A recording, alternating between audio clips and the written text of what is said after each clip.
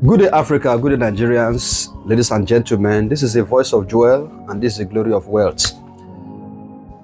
I want to make some clarifications about the release of Nnamdi Kanu. I have given so many prophecies about the release of Mazi Nnamdi Kanu from detention, and from all the comments and from everything that all men are saying. So I want to make some clarifications by divine pattern. May I begin by saying that the man called Mazi Nnamdi Kanu, surely he is going to be released. He is going to be released for sure. But before his release, let us pray that his health should not wither, that his health will not go down, that his health will not fail him, that his health will not fail him. Because that young man, he needs some certain medical care, because I see his his bones and some certain internal a sickness within him that needs care, that need him to relax and rest very, very, very, very, very well. Now the big question, who are those keeping Nnamdi Kanu?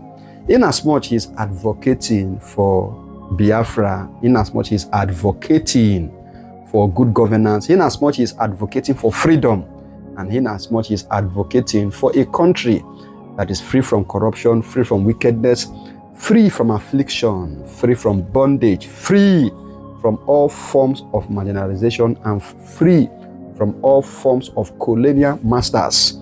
He has fought with his life, he has fought with his blood, he has lost his family members, he has lost all.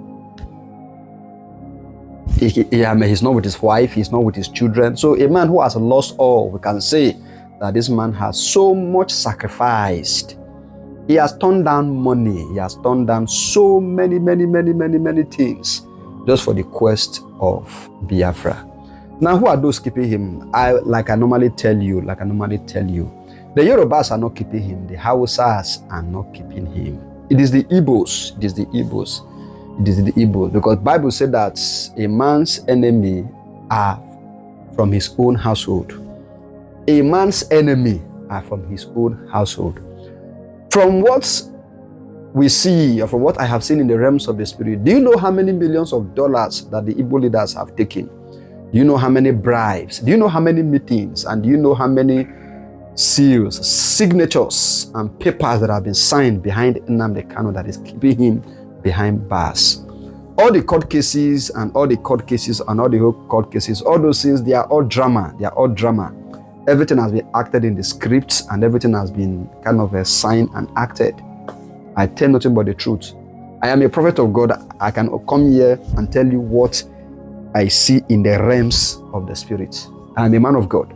So, the Igbo leaders. Somebody said, if Tinubu gives order, why can't... what you don't know is bigger than you. What you don't know is bigger than you. What you don't know is bigger than... This is 50-50. Keep this man behind bars.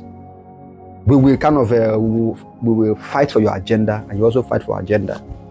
Do you know how many promises that they have made to the Igbos, the Fulani Caliphates, and those who are the northern elders, those who are in charge of this thing called power? Do you know how many times they have promised the Igbo leaders that after Tinubu, the Igbo person will become president? After this person will become president. After this will become president. Never will it be, and never will it be.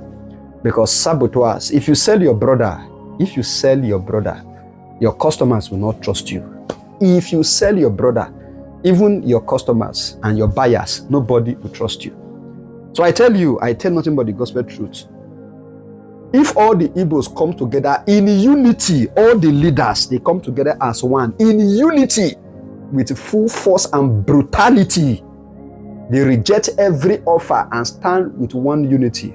Who are the North? Who are the Yorubas? Do you know the power and the force that the Igbos control? Do you know the power and the force that the Igbos control? But greed, saboteurs and betrayers did not allow them come together as one. And that is the reason why I have prophesied in the last video that God has pardoned the Igbo race, because they betrayed their brothers and they sold their birthright in the time past. Time will fail me for me not to go into history. But the Igbos, they have been pardoned. And in few years to come, everything which I have prophesied and everything which I have said, God is going to begin to align things one after the other, and they'll begin to come to pass. So the release of Nnamdi Kanu is not going to come strongly from Nigeria. The release of Nnamdi Kanu is going to come strongly from external force and from external body. External body. Israel as a nation is going to play a major role. US will play a major role. UK might play a little role. But there are two major countries that will play a very vital big role. Number one is Israel. And number two is the US. But I see Israel as a major country that will play a major role. And hear this, all those of you who have taken money, who have taken bribe, and who have kind of taken all kinds of offer,